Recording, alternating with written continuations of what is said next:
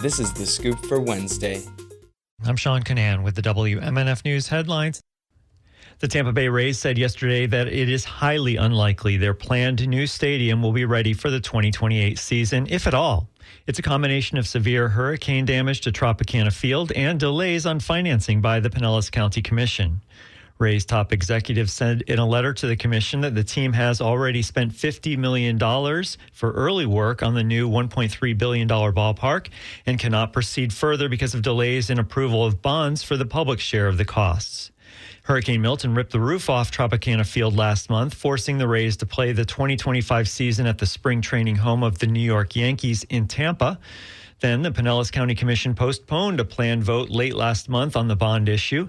The commission, which now includes 2 newly elected members, voted yesterday to delay consideration of the financing bonds until its December 17th meeting. That leaves the Rays' future in St. Petersburg in limbo. The team's contract with the city of St. Pete requires that Rays play 3 more seasons at Tropicana Field, assuming it's repaired.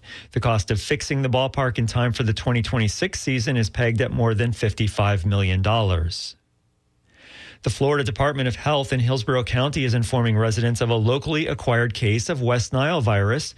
The county will continue to be under a mosquito-borne illness alert. DOH Hillsborough and Hillsborough County Mosquito Control are coordinating surveillance and prevention efforts by conducting aerial spraying. A new study says human-caused climate change made Atlantic hurricanes about 18 miles an hour stronger in the last 6 years. Today's study says most storms gained so much strength due to warmer waters from climate change that they jumped an entire hurricane category, which means much more damage. Study authors say climate change boosted the winds of Hurricane Helene by 16 miles an hour and Milton by 24 miles an hour. Both severely impacted the Tampa Bay area. The Philadelphia Phillies have pledged a matching grant up to $1 million toward recovery efforts in Clearwater after Hurricanes Helene and Milton. WMNF's Chris Young reports the Phillies have had ties to the area for more than 75 years. The grant will double contributions to Chamber Amplify Clearwater's fund for local businesses and residents working to rebuild after Hurricanes Helene and Milton.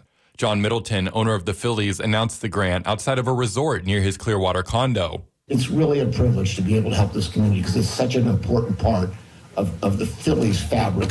And thank you. The Major League Baseball team has been training in Clearwater since 1947 and currently trains at the Baycare Ballpark. Clearwater Mayor Bruce Rector said the funds were needed. We still have a lot of work to do, and there is still a lot of need. So the timing of this couldn't be any better. Amplify Clearwater says they have already received over 50 applications from those seeking recovery assistance. Chris Young, WMNF News. Gulfport City Council member Ian O'Hara resigned during a meeting last night. The Gabber reports it's the first time a Gulfport Council member has resigned in the face of suspension, a state attorney investigation, a Florida Department of Law Enforcement investigation, and possible removal by Florida Governor Ron DeSantis. It came after the Gabber reported on O'Hara's spending city funds at local bars, restaurants, and other services. In all, O'Hara spent more than $7,000 of city money on non-city expenses.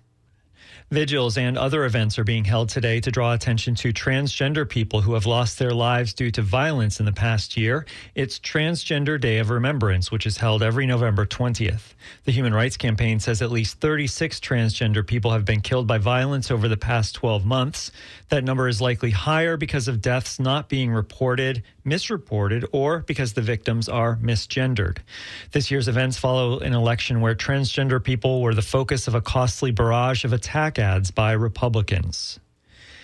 Distant ancient galaxies are giving scientists more hints that a mysterious force called dark energy may not be what they thought. Astronomers know the universe is expanding at an accelerating rate, and they've long thought that a constant force called dark energy is what's pushing it apart.